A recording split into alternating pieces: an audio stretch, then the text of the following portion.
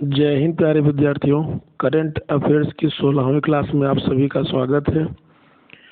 पहला क्वेश्चन है कि नागरिक उड्डयन मंत्रालय ने 24 मई 2023 को हेलीकॉप्टर मार्गों के लिए विशेष रूप से तैयार उड़ान की किस योजना की शुरुआत किया है? उड़ान 5.1 की शुरुआत की गई है। अब चूंकि इस योजना की शुरुआत नागरिक एवं उड्डयन मंत्रालय के द्वारा की गई है, तो वर्तमान में इसके केंद्रीय मंत्री हैं ज्योतिरादित्य सिंधिया। नेक्स्ट है केंद्रीय महिला एवं बाल विकास मंत्री स्मृति जुबिन ईरानी ने 12 मई 2023 को मिशन सक्षम आंगनबाड़ी पोषण 2.0 के तहत कौन से कार्यक्रम को लॉन्च किया है? तो प्रारंभिक बचपन देखभाल और शिक्षा कार्यक्रम, पोषण भी पढ़ाई भी कार्यक्रम को लॉन्च किया है। वित्त मंत्रालय के व्यय विभाग ने सूक्ष्म लघु और मध्यम उद्यमों को कोविड-19 अवधि के लिए राहत प्रदान करने के लिए कौन सी योजना शुरू की है? विवाद से विश्वास योजना की शुरुआत MSME मंत्रालय के द्वारा की गई है। नेक्स्ट है विश्व स्वास्थ्य संगठन WHO ने हाल ही में किसे घोषित किया कि अब यह वैश्विक स्वास्थ्य आपातकाल नहीं है? एमपॉक्स का मतलब मंकी पॉक्स था, जो नस्ल भेदभाव को दर्शाता था। अतः WHO द्वारा इसका नाम बदल करके एमपॉक्स कर दिया गया है। WHO की बात करें तो WHO की स्थापना यानी वर्ल्ड हेल्थ ऑर्गेनाइजेशन की स्थापना 7 अप्रैल 1948 को हुई थी। इसका मुख्यालय जिनेवा स्विट्जरलैंड में है। इसी आधार पर 7 अप्रैल को विश्व स्वास्थ्य दिवस मनाया जाता है। इंटरनेट इन इंडिया रिपोर्ट 2023 के अनुसार वर्तमान में कितने सक्रिय इंटरनेट यूजर हैं? तो 75.9 करोड़ वर्तमान में भारत में सक्रिय इंटरनेट यूजर हैं, जो निरंतर इंटरनेट का प्रयोग कर रहे हैं।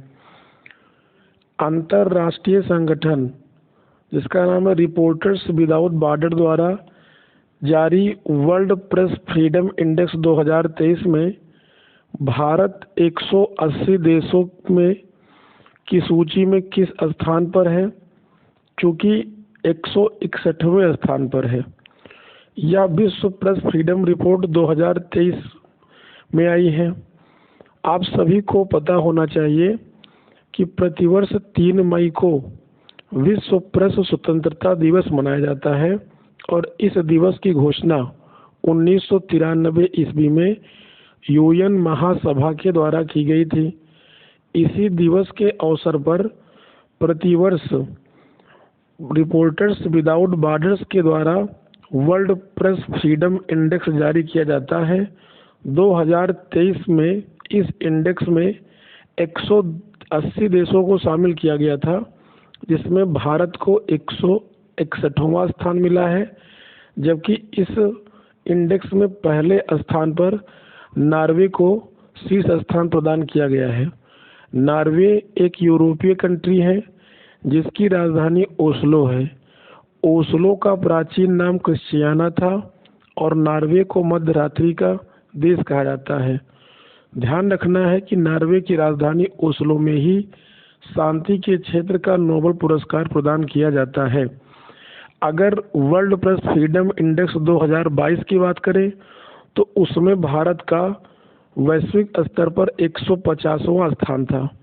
इसका मतलब एक वर्ष में भारत में 11 रैंक की गिरावट दर्ज की गई है।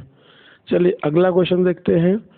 किस आयोग ने संयुक्त राष्ट्र विकास कार्यक्रम के सहयोग से 1 मई 2023 को सामाजिक क्षेत्र में सर्वोत्तम कार्य प्रणालियाँ एक सार संग्रह 2023 रिपोर्ट जारी किया है। तो यह रिपोर्ट नीति आयोग के द्वारा जारी की गई है। नीति आयोग की बात करें तो यह योजना आयोग का परिवर्ती आयोग है, अर्थात इसका गठन योजना आयोग के स्थान पर 1 जनवरी सन 2015 को किया गया था। नीति आयोग के अध्यक्ष भारत के प्रधानमंत्री होते हैं और यह एक संविधानेतर निकाय है। बल्कि वर्तमान में नीति आयोग के यदि उपाध्यक्ष की बात करें तो इसके वर्तमान उपाध्यक्ष डॉक्टर सुमन के बेरी हैं, जबकि यदि मुख्य कार्यकारी अधिकारी CEO की बात करें तो वी.आर. सुब्रमण्यम है। प्रधानमंत्री नरेंद्र मोदी ने 25 मई 2023 को खेलो इंडिया यूनिवर्सिटी गेम्स का उद्घाटन कहाँ किया है? लखनऊ में किया है।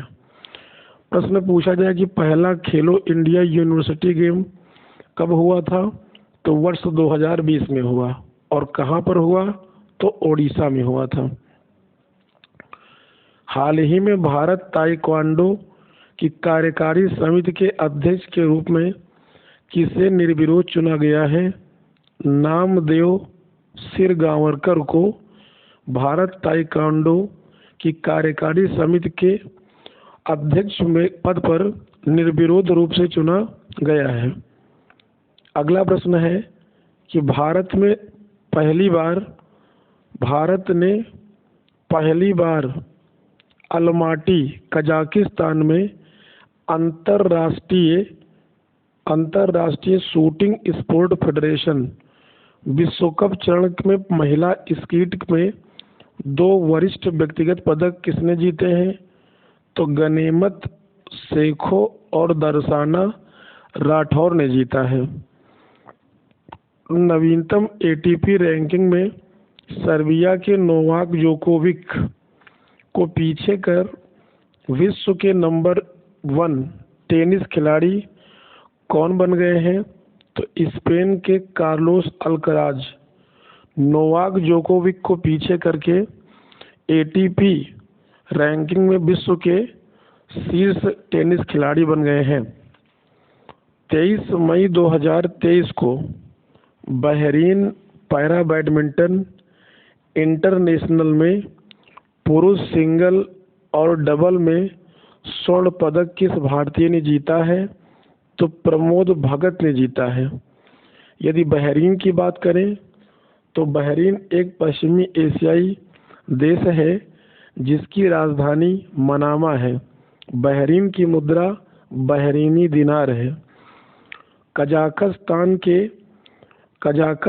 के एलेना रैबकिना ने इटालियन ओपन टेनिस टूर्नामेंट का महिला सिंगल्स खिताब किसे हराकर जीत लिया है? तो यूक्रेन की एहेलिना कलिनिना को हरा करके यह खिताब अपने नाम किया है। अगला प्रश्न देख लेते हैं।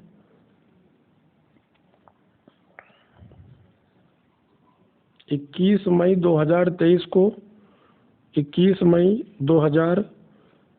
को डेनमार्क के होल्गर रून को हराकर इटली ओपन टेनिस में पुरुष सिंगल का खिताब किसने जीता है? तो रूस के दानिल मेदवेदेव ने जीता है। एक ही कैलेंडर वर्ष में एक दिवसीय टेस्ट, T20 और IPL में शतक बनाने वाले पहले भारतीय कौन बने हैं? शुभमन गिल बन गए हैं।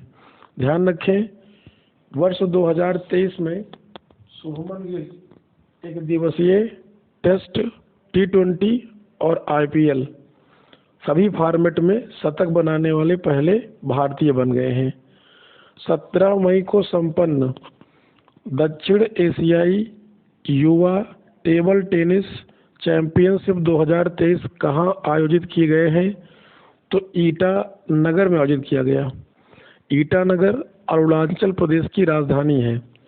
अरुणाचल प्रदेश के वर्तमान मुख्यमंत्री कौन है?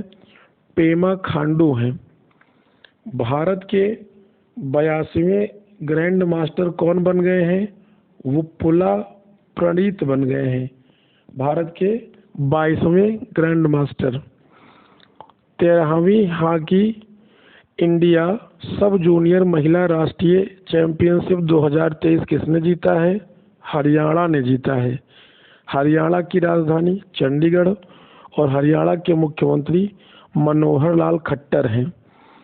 भारतीय निशानेबाज हृदय हजारिका और नैन्सी मंदोत्रा ने अजरबैजान की राजधानी बाकू में ISSF विश्व कप 2023 में 10 मीटर एयर राइफल स्पर्धा में कौन सा पदक जीता है? रजत पदक। बाकू में मिश्रित एयर पिस्टल के विश्व कप में भारत के सरबजोत सिंह और TS दिव्या ने किसे हरा करके स्वर्ण पदक जीता है? तो सर्बिया के दामिर और जोराना अरोनोविच ने जीता है। भारतीय भारोत्तोलकों ने दक्षिण कोरिया के जिंजू में एशियाई भारोत्तोलन चैंपियनशिप 2023 में कितने पदक जीते हैं? तो कुल मिलाकर के 3 पदक जीते, जो कि तीनों के 3 रजत पदक रहे। हाल ही में महिला गेंदबाज शबनीम इस्माइल ने अंतर्राष्ट्रीय क्रिकेट से संन्यास लिया है। वे किस देश से संबंधित हैं? दक्षिण अफ्रीका से संबंधित है। नेक्स्ट, ट्राई ब्रेकर में किसे हराकर डिंग लीरेन चीन के पहले विश्व शतरंज चैंपियन बन गए हैं? तो इन्होंने रूस के इयान नेपोमन यातवी को हराया है। किसने हराया है? डिंग लीरेन ने। किस देश से खिलाड़ी हैं? चीन के हैं। किस प्रतियोगिता में हराया है? तो ट्राई ब्रेकर। किससे संबंधित है? शतरंज से। अगला, ICC द्वारा हाल ही में जारी रैंकिंग में टेस्ट क्रिकेट में नंबर 1 किस देश की टीम को घोषित किया गया है? तो ICC द्वारा जारी रैंकिंग में भारत को दुनिया की सर्वश्रेष्ठ टेस्ट टीम बताया गया है। T20 क्रिकेट में सबसे तेज 7000 रन बनाने वाले पहले भारतीय कौन बन गए हैं? तो KL राहुल बन गए हैं। अंतर्राष्ट्रीय क्रिकेट में पारियों के हिसाब से 12000 रन बनाने वाले दूसरे सबसे तेज एशियाई बल्लेबाज कौन बन गए हैं? पाकिस्तानी क्रिकेट टीम के कप्तान बाबर आजम पारियों के हिसाब से 12000 रन बनाने वाले दूसरे सबसे तेज एशियाई बल्लेबाज बन गए हैं। इस मामले में पहला स्थान भारतीय क्रिकेटर विराट कोहली का है। बैडमिंटन एशिया चैंपियनशिप जीतने वाली पहली भारतीय पुरुष युगल जोड़ी कौन है? सात्विक साईराज रंकी रेड्डी और चिराग शेट्टी की जोड़ी है। 25 मई 2023 को UPSC के सदस्य के रूप में पद और गोपनीयता की शपथ किसने ग्रहण किया है? तो सुमन शर्मा ने ग्रहण किया है। UPSC की बात करें तो इसका गठन भारतीय संविधान के अनुच्छेद 315 के तहत किया जाता है। UPSC के वर्तमान अध्यक्ष की बात करें तो डॉक्टर मनोज सोनी वर्तमान UPSC के अध्यक्ष हैं। यदि पूछा जाए कि UPSC के पहले अध्यक्ष कौन थे, तो ब्रिटिश काल में UPSC की स्थापना CPSC के नाम से की गई थी वर्ष 1926 में। तब इसका पहला अध्यक्ष सर रोज बारकर को बनाया गया था। अंतिम प्रश्न लेते हैं आज क्लास का। पापुआ न्यू गिनी की अपनी हालिया यात्रा के दौरान प्रधानमंत्री नरेंद्र मोदी ने वहाँ की भाषा, जिस भाषा कौन सी बोली जाती है? टोक पिसिन में। वहाँ की भाषा है टोक पिसिन। कहाँ की? पापुआ न्यू गिनी की है। किस अनुवादित तमिल ग्रंथ का विमोचन किया है? तो वह तमिल ग्रंथ है थिरुक्कुलर। कौन सा है? थिरुक्कुलर है। अगर पूछा जाए कि थिरुक्कुरल कैसा ग्रंथ है, तो तमिल ग्रंथ है। और इस ग्रंथ की रचना किसने किया था? तो इस ग्रंथ की रचनाकार वल्लुवर थे। इसी का विमोचन भारत के प्रधानमंत्री जी ने किया है और इसी दौरान भारत के प्रधानमंत्री जी को पापुआ न्यू गिनी के सर्वोच्च सम्मान से सम्मानित किया गया था। आज की क्लास यहीं पर समाप्त करते हैं। धन्यवाद।